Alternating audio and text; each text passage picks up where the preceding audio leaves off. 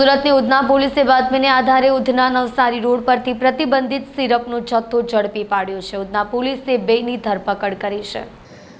સુરત શહેરમાં નશીલા પદાર્થ વેચાણ કરતા અને હેરાફેરી કરતા લોકોને ઝડપી પાડવાની ઝુંબેશ સુરત શહેર પોલીસે શરૂ કરી છે, જેના ભાગરૂપે ગઈકાલે સાંજે ઉધના પોલીસને ઉધના નવસારી મેઇન રોડ ઉપર બે ઇસમને કફ સિરપની હેરાફેરી કરતા ઝડપી પાડ્યા હોવાની ચોંકાવનારી વિગતો સાંપડી છે।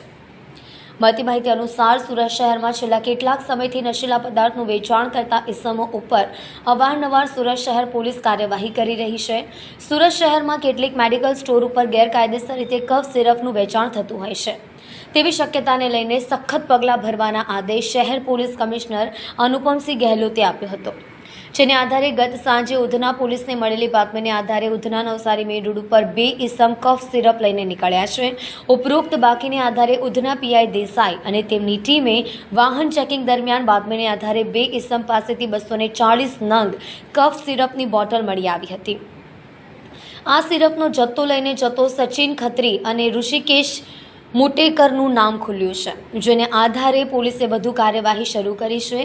આ સંદર્ભે આજ બપોરે ઉધના પોલીસ મથકે નાયબ પોલીસ કમિશનર ભગીરથ ગઢવી પત્રકાર પરિષદમાં વધુ માહિતી આપવામાં આવશે।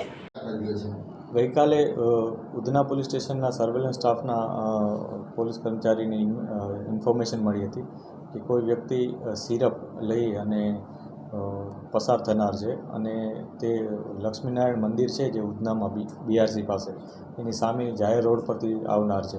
આ બાબતે પોલીસે રેડ કરી હતી એનડીપીએસના જે કાર્યવાહી છે એ મુજબ, અને એમાં 240 બોટલ કોનેક્સ ટી નામની જે સિરપ આવે છે, જે ગેરકાયદેસર રીતના એણે પોતાના પોઝિશનમાં રાખી હતી, એમાં એ લોકોને ધરપકડ કરી છે। આમાં અત્યારે જે પોલીસના હાથમાં આવ્યા છે એ બે આરોપીઓ છે, જેમાં એકનું નામ સચિન ખત્રી અને એક ઋષિકેશ મુટેકર કરીને છે। હજી એક વ્યક્તિ છે કે જેણે મહારાષ્ટ્ર ધૂળેમાંથી એને અગાઉ આપેલું હતું, એ પ્રકારની ઇન્ફોર્મેશન પોલીસને છે। અમે કન્ફર્મ કરીએ છીએ કે એ ખરેખર એને માલ ક્યાંથી આ વસ્તુ લઈને આવ્યો હતો, મુદ્દામાલ। આ ઉપરાંત આ જે વ્યક્તિ છે એ અગાઉ પણ આ જે ખત્રી છે સચિન ખત્રી, એ અગાઉ પણ આ પ્રકારના ગુનામાં મહારાષ્ટ્રમાં પકડાયેલો હતો। પોલીસે આ તમામ વિગતો કાયદેસર કાર્યવાહી કરી અને ગુનો નોંધ્યો છે અને હાલની તપાસ ચાલુ છે।